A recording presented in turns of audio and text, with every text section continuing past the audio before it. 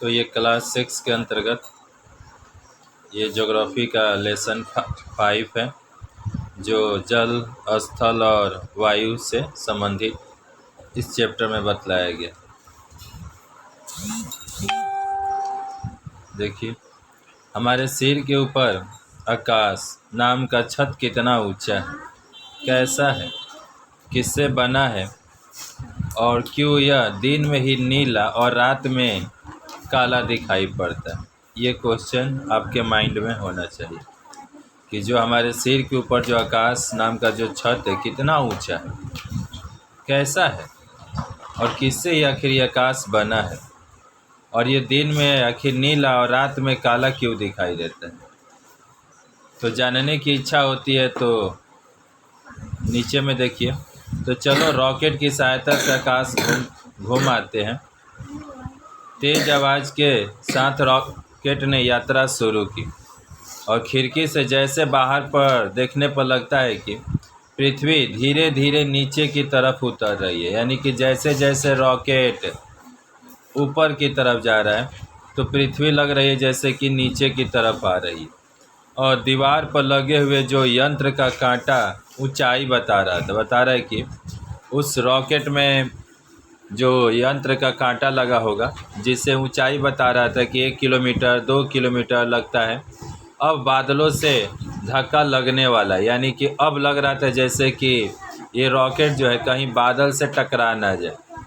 और चारों तरफ आकाश बादलों से भरा था और इसी बीच से नीचे की तरफ दिखाई देने वाला घर मकान छोटे छोटे बक्से की तरह प्रतीत हो रहे थे। यानी ऊपर से देखने पर ना जो नीचे के जो भी घर मकान जो भी थे वो सब लग रहा था कहीं छोटा छोटा बक्सा के जैसा।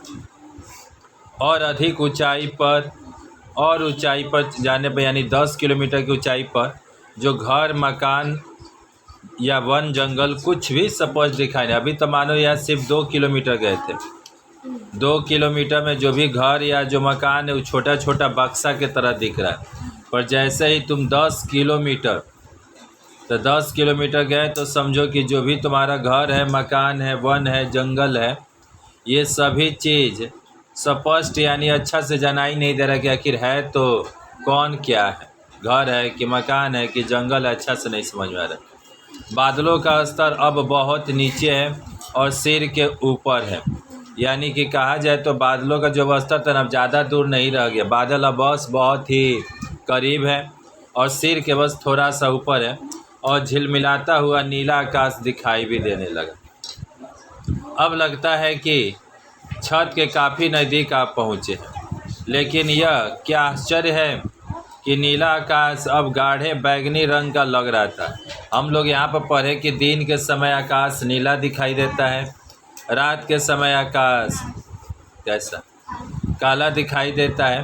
पर यहाँ बता रहा है कि नीला आकाश अब गाढ़े बैंगनी रंग का लग रहा था। ऊंचाई 80 किलोमीटर और आकाश प्रायः काला हो गया। जैसे 80 किलोमीटर पर गए तो समझो कि जो ऊंचाई है वह एक तरह से कहा जाए तो ऊंचाई के कारण मतलब 80 किलोमीटर की ऊंचाई पर आकाश जो है प्रायः काला हो गया और ठीक रात की भांति दिखाई देने लगा।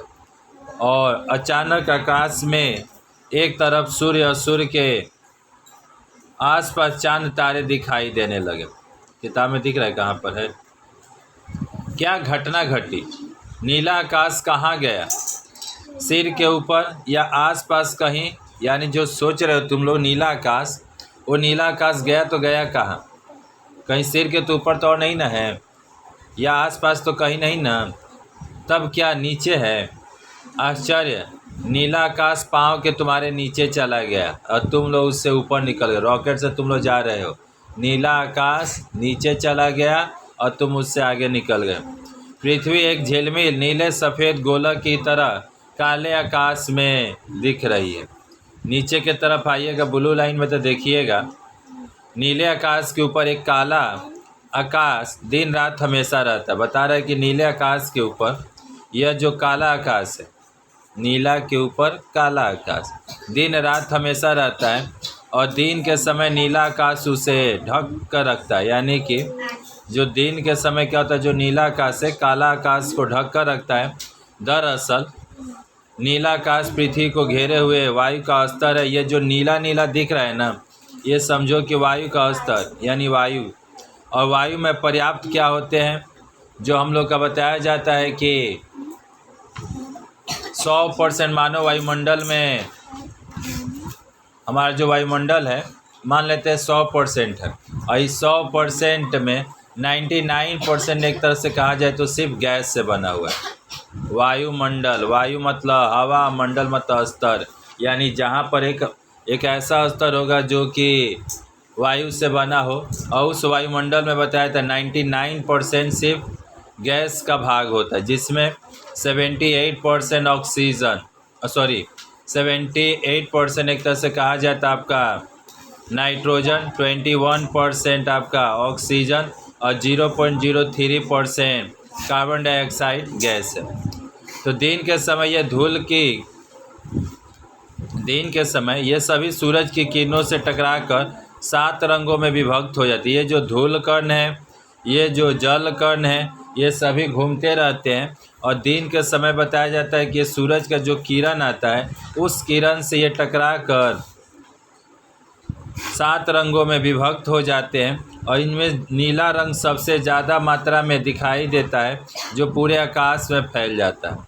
यानी कि सूरज से जो किरण है वो किरण दिन में यहाँ छिटका रहता है, और उस किरण से धूल कण और जल कण टकरा जाते हैं, जिसके चलते सूरज का जो किरण है वो किरण 7 रंगों में बट जाता है, और उन 7 रंगों में जो सबसे ज़्यादा मात्रा में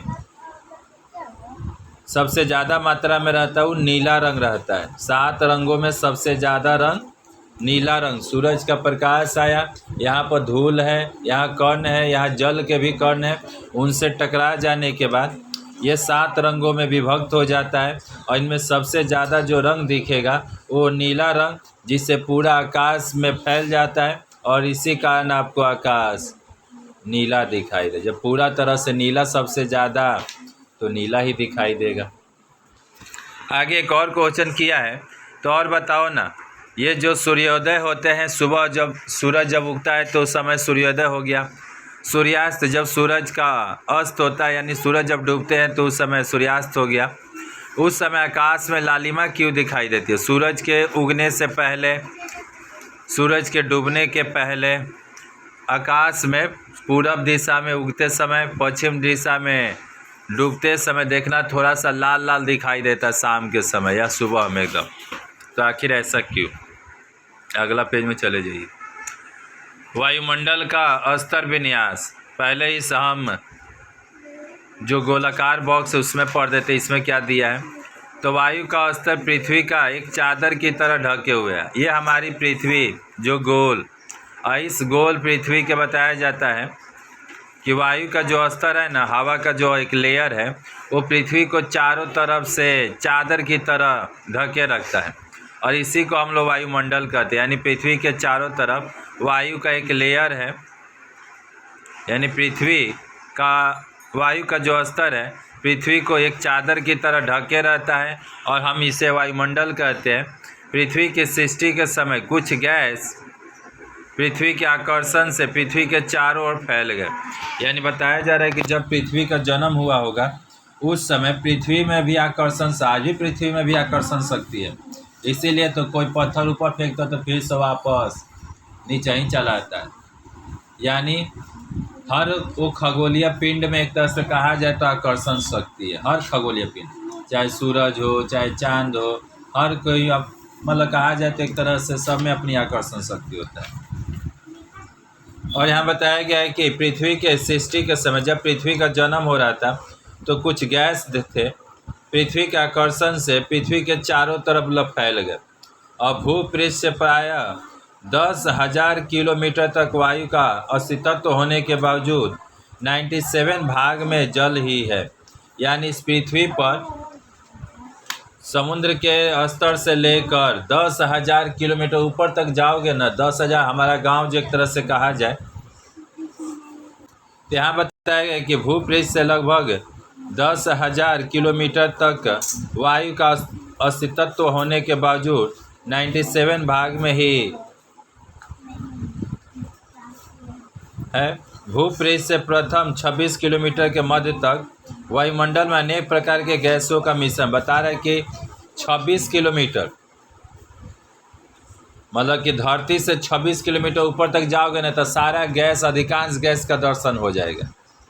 26 किलो धरती से ले लो फीता और 26 किलोमीटर तक ऊपर तक जाओ। और इसमें बताया जाता है कि अधिकांश गैसों का, जो भी गैस होंगे भारी गैस है, वो सभी गैस है, भारी गैस नीचे, हल्का गैस ऊपर, जितना भी भारी गैस होगा या और भी जो गैस होंगे, सब गैस तुमको बताया जा रहा है कि 26 किलोमीटर के मध्य तक ये सब तुमको देखने को मिल जाएगा। वायुमंडल में अनेक प्रकार के गैसों का मिश्रण है और इसमें बताया जाता है कि सबसे अधिक मात्रा में, मान लेते हैं कि वायुमंडल में टोटल 100% गैस है। वायुमंडल जो बना है वायु से बना है, और वायु में कहा जाए तो मान लेते हैं कि 100%, और इस 100% में बताया जाता है नाइट्रोजन का 100 में अकेले 78 है। मान लो कि टोटल 100% गैस में सिर्फ अकेले एक जन 78 कौन था? नाइट्रोजन। कितना ज़्यादा, तुम सभी जन मिलकर चंदा दिए और उस चंदा में समझो कि अकेले 100 रुपये चंदा दिए और अकेले उसमें नाइट्रोजन नाम का कोई शख्स हो, गैस है, जो कि एक तरह से कहा, यहाँ पर तो नाइट्रोजन गैस के बात हो रहा है, तो नाइट्रोजन जो अकेले है वो सीधे 78%। ऑक्सीजन तो यहाँ पर आपका थोड़ा अजीब दिया है, यहाँ पे 21% हो जाएगा ऑक्सीजन का, और उसके बाद 0.03% कार्बन डाइऑक्साइड, और उसके अलावा organ, methane, hydrogen, helium, ozone, carbon dioxide ये और जलवाष्प सभी है। यानी सिर्फ अकेले सिर्फ दो जन मिलकर ही 99% कवर कर लिया। बताया जा रहा है कि वायुमंडल का स्तर विन्यास में देखिए इस साइड बगल में, तो भूपृष्ठ से ऊपर 16 किलोमीटर तक जिस वायु का एक स्तर होता है उसको हम लोग ट्रोपोस्फेयर कहते हैं। क्षोभ मंडल, अधोमंडल, परिवर्तन मंडल, ये क्लास 10 में दिया, इतना सारा नाम होता है। यानी धरती, भूपृष्ठ यानी धरती, भूपृष्ठ से लेकर 16 किलोमीटर की ऊंचाई तक चले जाओ। 17 किलोमीटर हम लोग का रिसरा से हावड़ा की दूरी होता है। यहाँ से फीता लेकर वहाँ तक दौड़ जाइए और वही फीता ऊपर लेकर दौड़ जाइए, तो जा तो सकते नहीं है, उतना ही फीता ऊपर समझो गए, तो ये 16 किलोमीटर मान लो अंदाज़ा से किए हैं। और इसी में बताया तो यहाँ तक वायु का जो स्तर होगा इसी को हम लोग ट्रोपोस्फेयर कहते हैं, इसी को क्षोभ मंडल कहते हैं, इसी को अधोमंडल कहते हैं, इसी को परिवर्तन मंडल कहते हैं, क्योंकि यहाँ पर सारा मौसम हमेशा चेंज होते रहता है और कहीं नहीं। कब एकाली बारिश, कब एकाली बादल गरजे, कब एकाली बिजली चमकने लगे, कब एकाली झमाझम बारिश, कब धूप हो जाए कोई ठीक है। इसीलिए इसको परिवर्तन मंडल कहते हैं, पहला लेयर को। और इस स्तर में मिट्टी के सबसे नज़दीक है, और इस वायु स्तर में क्या मिलेगा? तो धूल कण तुमको देखने को मिलेगा। ये पहिलका लेयर में जो कि 16 किलोमीटर तक बताया जा रहा है, तो इसमें धूल कण, जलवाष्प की उपस्थिति के कारण यहाँ बादल, तूफान और बारिश जैसे मौसमी घटनाएं यहाँ घटती रहती। हम तो पहले ही बता दिए। इसका नाम क्या बोले? भले है इसका नाम ट्रोपोस्फेयर, पर इसको हम लोग परिवर्तन मंडल भी कहते हैं, अधोमंडल भी कहते हैं, क्षोभ मंडल भी कहते हैं। और इसका परिवर्तन मंडल के पीछे कारण यह है कि यहाँ पर हर मौसम घटनाएं परिवर्तित होती रहती है। पृथ्वी के विभिन्न स्थानों के जलवायु में अंतर देखा जाता है, और ऊंचाई जितनी बढ़ती है ना, तापमान उतना कम होता है। बचपन में तुम अभी मानो कि बहुत सारे लोग ऐसे सोचते हैं ना, जितना हम सूरज के आसपास या जितना ऊपर जाएंगे उतना गर्मी पाएंगे, पर यहाँ बता रहे हैं कि पहला लेयर में ये देखने को मिलता है कि जैसे जैसे तुम ऊपर की तरफ जाओगे तापमान उतना ही क्या होगा। सिर्फ पहला लेयर में जितना ऊपर जाओगे उतना ही तुम्हारा तापमान कम होगा, और जैसे 1000 मीटर की ऊंचाई पर चले गए, 1000 मीटर की ऊंचाई पर गए, तो समझो सीधे तापमान बोल रहा है 6.5 सेल्सियस तापमान कम हो जाएगा। मानो हम यहाँ पर हैं, हमारे यहाँ टेम्परेचर हो गया 30, और तुम चले गए यहाँ से सीधे 1000 मीटर ऊपर, और वहाँ पर जाकर अगर तुम ताप देखते हो कि हाँ तुम्हारे यहाँ पर कितना टेम्परेचर है, तो तुम देखोगे उसमें से, अब हमारे यहाँ 30 में से 6.5 घटा देना, कितना हो जाएगा? 23.5, यानी तुम्हारे यहाँ पर 23.5 डिग्री होगा, हमारे यहाँ 30 हो रहा है, इतना का अंतर हो जाएगा। आगे देखिएगा तो ट्रोपोस्फीयर के ऊपर में भूपृष्ठ के अलावा 50 किलोमीटर तक के वायु के स्तर को अब हम लोग स्ट्रेटोस्फीयर कहते हैं। पहला था ट्रोपोस्फीयर, अब दूसरा है स्ट्रेटोस्फीयर, और ये 50 किलोमीटर तक है। 50 किलोमीटर तक की ऊंचाई में जो है इसको हम लोग स्ट्रेटोस्फीयर कहते हैं। यह वायु का परिमाण यहाँ भी कम है, हवा नीचे सबसे ज़्यादा, और जैसे गए कम और कम और कम, जैसे जैसे ऊपर तो जा रहे वैसे वैसे हवा कम होते चला है, क्योंकि जितनी हवाएं भारी थी वो सब तो धरती पर सटी पड़ी है, यानी धरती से सब लगा हो सटा हुआ है। और जितना भारी होगा सब, मतलब कहा जाए तो पृथ्वी के मतलब कि सब हम लोग का ये निचले स्तर में पाया जाता है, ज़मीन पर के आसपास। तो बता रहे धूल कण जल कण की अनुपस्थिति के कारण यहाँ बादल वर्षा जैसा घटनाएं नहीं होता। जैसे ही दूसरका लेयर में गए, जिसका नाम बताया स्ट्रेटोस्फीयर, यहाँ पर ना तो बादल गरजेगा, ना ही यहाँ पर बिजली चमकेगी, और ना ही यहाँ पर कोई बारिश होगा, और ना ही कोई यहाँ बादल दिखाई देगा। दूसरका में है ही नहीं, सारा था पहिल के लेयर में। यानी हम लोग भक्त में जी रहे थे कि बाबा आकाश बहुत ऊपर तक है या बादल में बहुत ऊंचा है, वो तो पहिल के लेयर में भेंट हो गया। और यहाँ ऊंचाई बढ़ने के साथ साथ ताप, यहाँ पर और भी दिया है, जेट प्लेन इसी शांत मंडल में चलते हैं। सब क्लास सुपर का पढ़ाई है, थोड़ा सा याद रखिएगा।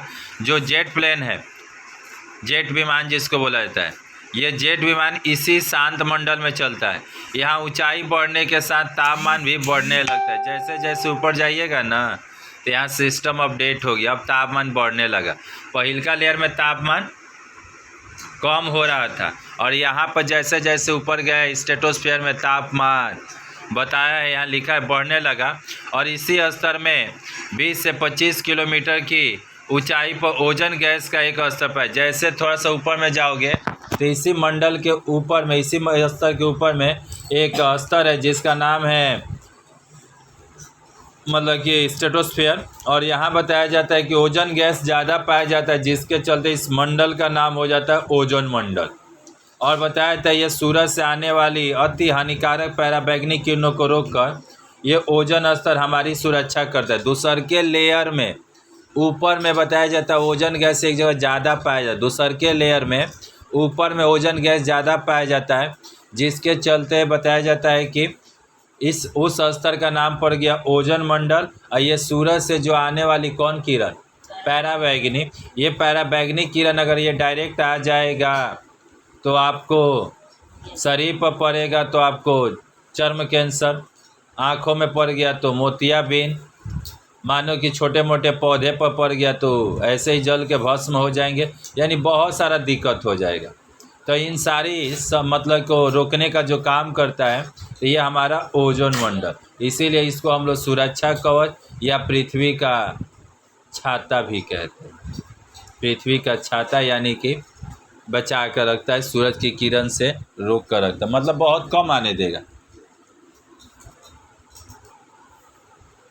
आगे जाते हैं तो स्ट्रेटोस्फीयर है, पहला था ट्रोपोस्फीयर, दूसरा था स्ट्रेटोस्फीयर।